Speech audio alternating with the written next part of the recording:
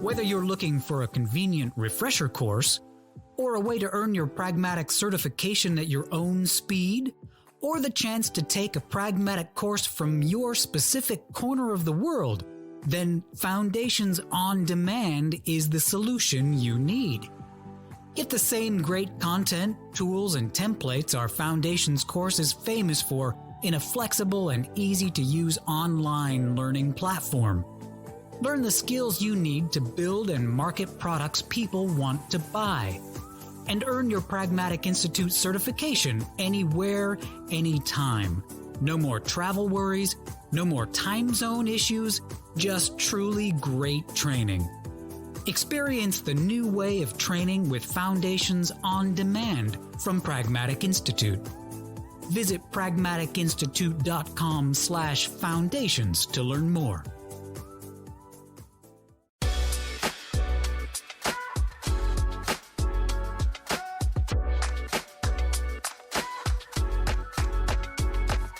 Hello, and welcome to the Pragmatic Product Chat series, where we talk about the biggest challenges facing today's product management, product marketing, and other market and data-driven professionals with some of the best minds in the industry. I am Rebecca Kalogeris, Vice President of Marketing and Product Strategy at Pragmatic Institute, and your host for this episode. And today, I'm very excited to have with us Dan Corbin, one of our newest instructors, and just a huge product enthusiast, evangelist, good guy all around. And he's going to talk to us about one of my favorite topics. And I think one of the things that's like one of the more fundamental concepts of what we teach and one of the most powerful tools when you put it into practice. So we're going to talk about positioning. But welcome, Dan. Thanks so much. Yeah, I'm excited too. This is an area where I'm sure you and I, we might set records for how long this podcast goes on. We'll have to limit ourselves, but it's a fascinating topic. And one that I think is really, really important for so many product leaders and so many companies that are trying to think about how can we get better? How can we better serve our customers, better reach our buyers, and understand what can we do to not only help them, but drive our business forward? Absolutely. It's going to be a great conversation. And before we dive right in, for those who have not had the pleasure of being in a class with you, Dan, or working with you, give everybody that little bit of background on Dan. Sure. So I've been, as you can probably imagine, I've been doing product management for quite a long time. I started as an engineer, moved into product management. I've worked at a variety of different companies in a variety of different industries, building all sorts of products. So I've worked at small size, like startups, mid-size, large companies.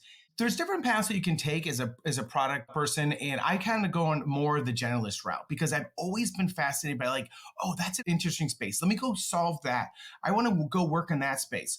So what's been great is I've been able to take all of that diverse experience, bring it to Pragmatic, and show how I've implemented all the different Pragmatic concepts at these various stops along my career, and just share what I've learned, and also share all the mistakes I made along the way, so that hopefully the people coming to Pragmatic don't make the same mistakes and kind of avoid some of the pitfalls that I kind of fell in over the years. Absolutely. Do what I say, not what I've learned really hardly that didn't work. Yes, we've all got those. Yep. Those lessons that stay with you. All right. So let's dive into positioning documents. And I think one of the things we've always referred to as positioning documents, a lot of people are when they hear positioning, they're thinking value statements and propositions, an important piece. But let's talk about what we mean when we talk about positioning in a positioning document. Yeah, so positioning is really about understanding who are your different personas, who are the people you're targeting, and what are the main problems that they're dealing with. So what the whole point of doing a positioning document is to be able to clearly and concisely say, who are we solving problems for? What are those particular problems? And why do those people care so much that we solve those problems for them? And my favorite thing about positioning is it drives alignment across the organization. And if you think about where product management sits in most organizations, we're like if you think about the hub and spoke model, we're in the middle, and everything is kind of going, emanating from product management. So when you can have a clear and concise, succinct way of sharing out, this is who we're helping. These are the problems that we're solving, and this is why they care so much about it. And here is how we're going to solve their problems. It obviously can go a long way to gaining that alignment and making sure everyone is on the same page. Yeah, I always think of it as like the one document to rule them all, right? In my Yep. little my Lord of the Rings reference there, but I do because I think about it. It is a little bit bigger than a lot of people think about a Yeah. positioning statement or value. And I also think one of the interesting things about positioning documents, and you talked about it, is all the things it can feed, Yeah. right? It is a true north document, not just for products, which is super important, but Mhm. really can serve that purpose for the whole organization. Yep. Yep. And it's meant to be concise. It's 1 or 2 pages. So it isn't like you're, pointing someone to a gigantic Confluence page and say, go read these 17 different pages. Here it is. It's spelled out very succinctly in a very organized manner in a way that's easily consumable. So that way, if you're a product person, you want to make sure that your engineering teams knows, hey, Mhm. what are the problems we're solving? If you want to go out and make sure you're aligned with sales to understand what are the big problems that people want. And if you want to make sure that you're coordinating with marketing about what are the themes that are going to resonate, you can look to the to the positioning document to build and start to really generate that messaging. Right. Gets everyone aligned, right? From the executives all the way down. Yep. An Yep. excellent point. All right. So let's talk a little bit about you kind of started to lay out the sort of the structure and what's in there, but like let's walk them through what's in a positioning document. Okay, so typically what we do when we cover the topic of positioning, both in our foundations class, where we have a whole module on it, and then we really dive deep within our focus class. So we start in foundations, and then in focus, you really get to do some hands-on work. And what we typically do is we show you, all right, let's start with a positioning worksheet.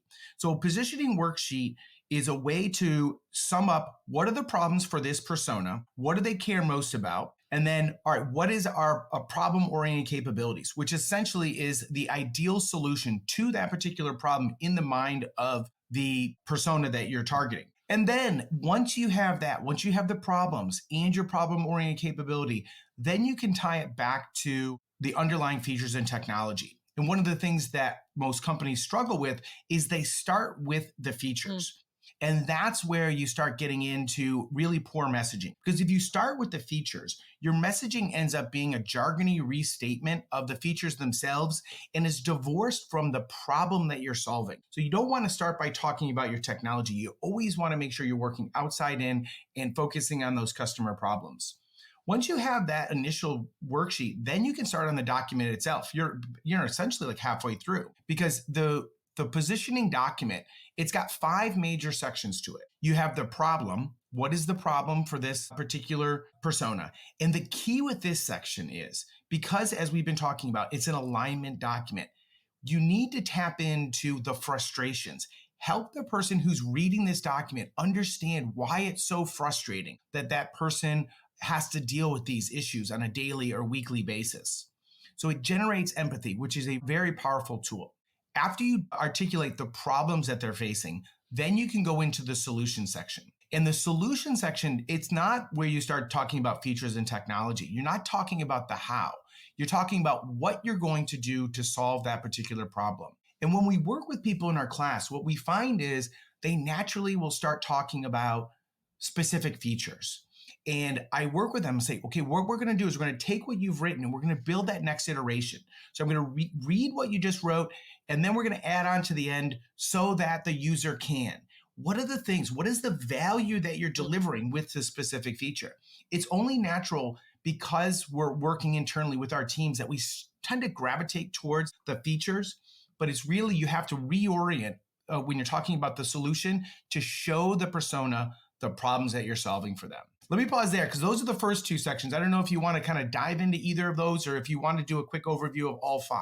Well, let's dive in. I think that's a great idea. And then I think on the problems, for me, it's the most powerful part of the positioning document. It's really to help, as you said, everybody have empathy for the personas Mhm. and the frustration and really start to understand the power that we have if we can address those problems. I think you nailed it. I think the solution section is one of the toughest ones. Yep. The number of positioning documents I've seen where the solution sounds a lot like the product description section you're going to get to is Yeah. pretty high. Yeah. And one of the things I always use, and I don't know if some of you do, I always try to say that the solution should be in the market's language, how they would Mhm. describe the Yeah. solution and not how we would. And I think that's one trick to go to. But the solution one it is tough. Yeah. And it's funny because, we have Like internally, people, will always are willing to offer up like, hey, I think product, you should go and build this. And they like to kind of say like specifically, this is the functionality, but that isn't really how people talk. I think about some of the teams I was running at previous companies, and when they went out and they were doing their Nahito visits, when they were able to really talk to those customers and those buyers, and when they were able to incorporate some of that language from the Nahito visits, not only in describing the frustrations that they've had, but also saying like, really, it would be ideal if I could just be able to do this easier. And that's the value that we really want to deliver, not, oh, hey, we're going to build this feature for you. Because again, that's not how people think. They Right. think about how are you going to improve my day-to-day life? And you kind of touched upon one of the other sections, the product description. That's where you can start to go into the how. So after you do the problem and the solution section, then you can go down into the next area that we have people work on is the positioning statement, which is what is the one thing that you want to plant inside the mind of the persona about what our product is going to solve for them. So it needs to be short and sweet. We typically will refer to it as if your persona was driving down the highway at 65 miles an hour, what is the thing that you would put on the billboard? So obviously it needs to be short, sweet, and to the point. But this is a great exercise within an activity to help you really hone in, what is that one thing that's really going to connect with them? And to do that, you can't do that from an inside out perspective. You have to get out and talk to the people and understand and empathize with their problems to be able to create that problem statement. That's another area that people need to iterate on. Initially, when we work with people in the class, it tends to be a little bit verbose, but as they go through, and this is why we recommend that positioning be a collaborative exercise. It's not something you should do yourself. You want to bring that collective knowledge together, and collectively as a group, you can kind of polish that stone until you get to that positioning statement. You're like, yes, that is really what we want to convey. So then after the positioning statement, we get to the product description. And this is where you can start to describe how you're going to solve their problem. And maybe this is a great area also to articulate why your solution and your product is better than the competition and why they should, care about, how you're going about solving their problems better than anyone else. So I think it's super interesting, right? So we think about the problem solution section. I always say those should be in their words. When it gets to the positioning statement, it should be in their language, right? It's a little bit different. It's not necessarily reflecting exactly what you heard, but you're going to say some people think of it as an elevator pitch. I know we say 25 words or less, but it should be like half that. Just because. Yes. Yeah. Like it should be very but it still needs to reflect their language. It needs for them to be like, oh my gosh, if you could do that, that would be amazing. Like that is what you want them to say after they hear that statement. Oh, great. Sign me up. Right. And then the next one is the product description takes it the next level down. Yep. So it's almost like that product, the positioning statement draws them in, gets them excited, and makes them want to learn about the product description. Too often, teams flip it around and they always start with here's our product description. But then it makes it harder for the end user to really make the connection. Okay, but wait, what problems are they solving? You're describing this, but help me understand the context here. So this is why I think the positioning document, the order in which we do it is really, really important. Absolutely. And I think it was really interesting when you said on the product description, it's a great way to show yourself different from the competition, right? To think about how you stand up. And I never really thought about it like that. The one caution I would have for listeners too is that it's not like we do it better. It's like, think about, right? Or we're the fastest. It's like, really, what is it that are your distinctive competencies in this space? What is it that they can't say about it? Those are the things you want to highlight. It's not necessarily like a comparable statement in my mind. I mean, I could be wrong, but as much as like, these are the things I want to highlight because these are the things that no one else really does. Yeah. If your product description ends up kind of being like sounding like a feature matrix, well, we have this feature, and this feature, as opposed to them who only have this and this, you've done it wrong. That is not, there might be a time and place for that, maybe on your website but you first have to talk about the problems that you're solving for them and really capture that before you start diving into anything at the more granular level. Yeah. All right. Then we get to the last section. Yeah. And the last section is the most interesting. This is the problem-oriented capabilities. So I mentioned a little bit earlier that we have people when they come to class start on a positioning worksheet before they go to the positioning document, and they build out those problem-oriented capabilities. So the problem-oriented capabilities are directly associated with the problems that you identified in the market that need to be solved. And this is the big difference between the pragmatic approach to positioning and what we see from a lot of companies, because a lot of companies start with that feature. But we're really honing in on that outside in approach. What are the problems we're solving? And again, to your point, along the way in each of these different sections, we're using the language that the personas would use. We're using language that they recognize and they can relate to. So we want the same thing with the problem-oriented capabilities. Problem-oriented capabilities, we generally recommend that they are a short phrase or like a phrase or a short sentence. Sometimes you can get something like that. You can even maybe use a word like Netflix or StabiliTrack or WhisperSync. But it should be something that when your persona that you're targeting reads that, they can instantly say, yes, oh, I understand what that does for me. And I think this is one of those, so we're very, very clear that you don't start with features, but I think we're also really clear that you don't end with features, right? Mm-hmm. Problem-oriented capabilities aren't features, right? Right. But can you flesh that out for listeners where they're like, Sure, how do sure. I do this? Yes. Yeah. So we often say that it's the antidote. It's the perfect solution in the mind of the users. The example that I often use in class is Amazon Unlimited with WhisperSync, because I am someone who loves to read books and I love to listen to books. So I'm constantly, when I'm out walking my dogs, I'm listening to a book. If I have a time to kill during the day, I'm picking up my Kindle.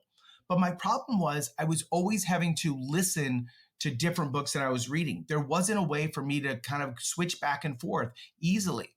But now with Amazon Unlimited with WhisperSync, so for example, whenever I get in a plane, I immediately go to my Kindle and I read until I get to my destination. Now, when I land, I can close my Kindle. I can put it in my backpack. Hopefully I don't leave it in the airplane like I've done 3 different times. I did it once and I was devastated, but Yeah. my husband rescued it. But I was like, no, I can't I've done it so many times. But now I've trained myself, make sure I put it back in my backpack. And what's great is that then I can pop in my AirPods and it knows exactly where I left off in that book. And then it'll start the audible narration of that book. So as I depart the plane, as I get my luggage, as I hop in my lift, as I go back to the hotel, I'm listening to book the entire time. So I'm still in the same book. Then when I get back to my hotel, I kind of unpack and I'm ready to switch back over to reading. Again, I'll take out my AirPods. And again, WhisperSync will know exactly where I left off in the book. And it'll move ahead in Kindle to pick me up right from that spot. So it's great. I've been able to get through more books this way. And it's kind of nice not to have to do all that context switching. So that's an example of a problem-oriented capability. It solved my problem of being somebody who wants to be able to read or listen to the same book, depending on my situation. So rather than talk about, we've got these underlying features, WhisperSync is based on these Qualcomm chips and these other technology. I don't care about that. I just want to know that I can, listen or read depending on whatever I'm doing. So that's how we try to explain it. And again, this is something that might take a few iterations, but if you've been doing your Nihito visits and you've been familiarizing yourself with your personas, you're going to understand their language and you're going to be able to it's almost like you're developing that voice for them, which is why one of the reasons when we say when you're building out your persona, you actually include a quote, because it's your job as the product person to really represent that person in the positioning document and then be able to use that to represent them to the broader organization. It's taking all my willpower right now not to Google WhisperSync because I am also an avid reader and somehow did not, and an unlimited Amazon Prime member forever and didn't know it existed because it drives me nuts. I'm not I don't like to read multiple books at once. Yeah. Right. Yeah. So I don't like to listen to one and then read another. I just don't like it. And now you've solved my problem. So we're going to have to cut that. No, I have to go. But I'm very excited. And I think though it's a great example because there's probably 6 or 7 features of Amazon that work together. Oh yeah. To deliver that solution, right? Yep. It's not one-to-one. And I think that's a great way of thinking of it too. Like it's not a feature does this. right? We're not talking about a whole list of features. It's the one problem they solve. Yep. The other thing I like to do at the end of the positioning document process is go back. You read through your problem-oriented capabilities, go back to that first paragraph you did, right? That Mhm. the problem section, and can you check off, right? Okay, here's the main problem. How does it map into? So it's a good checkpoint to kind of make sure that you're Absolutely. really solving the problems and talking about solving problems in those capabilities and not features. Yeah, you don't want to, start off with look at all these frustrations and then complete the next 4 sections and be like, oh, but we haven't addressed those. So I love that idea of circling back up and just, checking, hey, have we addressed these? Are we going to be able to put this out there in a way that will get people excited? Yeah, absolutely. So now you've got a document that clearly states who you're solving for, the Hmm. problems they have in their language, right? Yep. And then how are the sort of promise of our product, right? What are those solutions that we're delivering? And if you had, I mean, can you like imagine if everybody in your organization, when they're like, what does that product do? They gave you that same positioning statement. And they're Yep. like, oh, really? That's crazy. How? And like, if that kind of common understanding and language is really, really powerful. Absolutely. So I've mentioned the impact of driving alignment across your organization and how it's a real challenge. It can be a full-time job for a product manager to get everybody on board. So it really is worth the time to utilize this tool to make your job easier. It's not only going to hone your own thinking and make sure that you have a clear understanding, but that you're in lockstep with sales, with marketing, with operations, and with your executives. So what's great about it is you can build it, you can socialize it, you can evangelize it, and you can keep referring it back to people because you don't want to set it and forget it. You want to be able to incorporate it throughout your work. And it is, having seen it work myself, it really is amazing when you have that alignment. Every part of your organization just starts to work together more effectively, and that's when you can really deliver results that your customers will love and it'll really drive your business forward. It's an incredibly powerful tool. We say that positioning drives execution, and I think that that's the most succinct way of saying it. Mhm. Yeah. And I think one thing that we haven't necessarily talked about, but what should for our listeners before we lead them astray is, Dan, do you just do one positioning document per product? Oh, you do not. No, no, no, no, no. Because you think about the different types of buyers and users that you're targeting. You can't speak to all of them in the same language. They're going to have different problems. So you need to speak to them in different languages and make sure that you're addressing their particular problems. So we recommend that you do a different positioning document for different personas for your product. That way you're going to get clarity about what problems you're solving across your user base and the buyers that you're targeting. Right. Yeah, absolutely. And I think that's an important part too. And it's important because those problems that we're talking up front are those problems specific to that persona, not everything you heard in the Right. market, specific to that persona. And the reason that it's so important is then when you're talking back at them with the statement, the description, the problem-oriented capabilities, you're focused on the problems they have, not all the Yep. problems that your solution solves. So that can seem overwhelming and intimidating, but it doesn't mean there aren't things that you reuse from one positioning Oh, of document to course. another. Yeah. Of course there is, but I think it's an important part of how you really start to sort of segment and build correctly and speak about and sell correctly is to Yep. do it by the persona. Absolutely. So it's amazing positioning document. Who should do this? Who in my organization should I say, how come you haven't done one of these yet? This is the part of positioning that I find most fascinating. And I don't want to be too prescriptive to say like product management owns this, product marketing owns this. People ask me sometimes in class, who owns this? Who works on the positioning? Is it product management, product marketing? Is it marketing? And my answer generally is yes. And I try to, obviously I need to kind of explain from there. So in our foundation class, we encourage people to do a gap analysis where you go through and you identify who is responsible for each activity on the pragmatic framework. And positioning is one of them. It's one at the top of the planning column. So that is a good place to start. If you're doing your gap analysis, you can have that discussion. But it's something that needs to be a collaborative effort. Now, who eventually owns it that might be up for internal debate. You may decide internally, this is going to something that is going to land within product marketing. Or, well, maybe in your company, the product managers own all of the personas. So we're going to have them leverage and really take ownership of the positioning document. So I guess I don't want to be too prescriptive, but it's something that you need to discuss. And I would probably say start with the gap analysis and go from there. And I'm sure that you've probably seen areas where, maybe this is one way that you would divide up the labor and decide who takes point on positioning. Maybe there's a division. Maybe product marketing does positioning for the buyer personas and product management does the positioning for the user personas.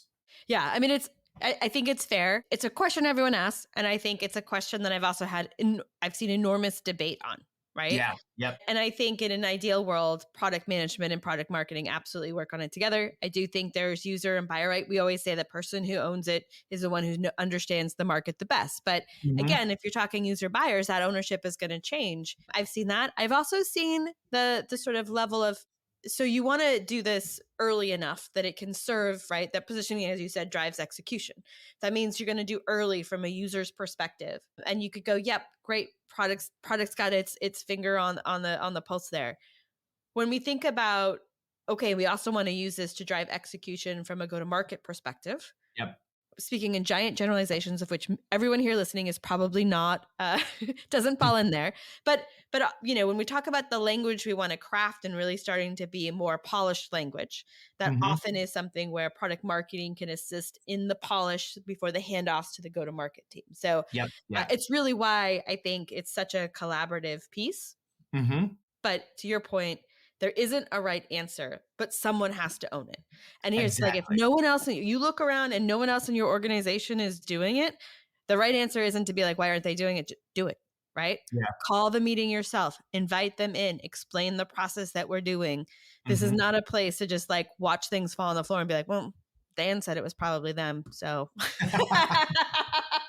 yeah. And I think just to build off of that, the two things that I stress, because I don't be prescriptive and I don't give a specific answer.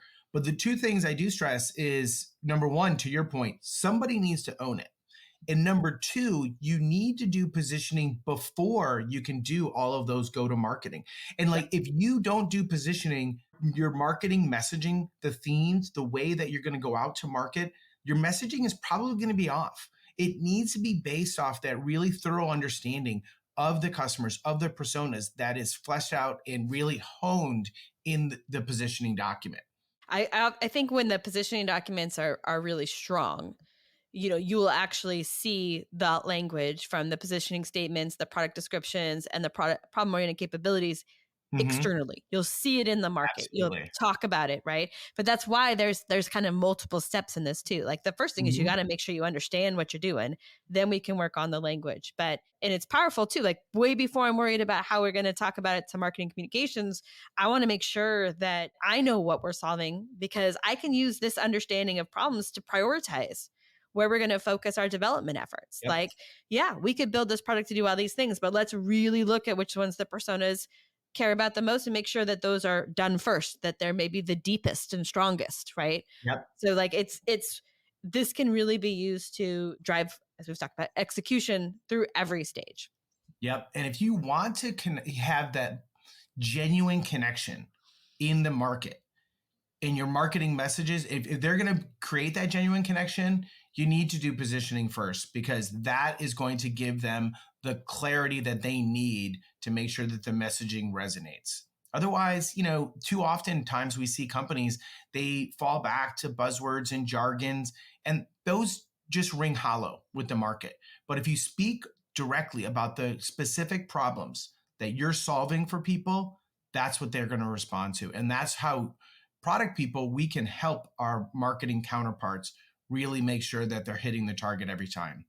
Yeah. And I think, which is one of the things we talked about this before we went on, that there's not another place where there's not a crystal clear answer.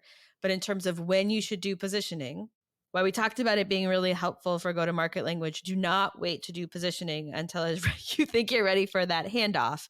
This Hmm. should be done before any development time is spent in this area, right? Before Yep. you've determined the prioritization and built your backlog and kind of set up the order. This has got to be done before any money, any deep money is invested in Yeah. kind of going Yeah. forward. Totally agree. All right, Dan. So I know you've done positioning in your career. I know that you teach people too. Do you have any good stories of positioning successes or So failures? I do.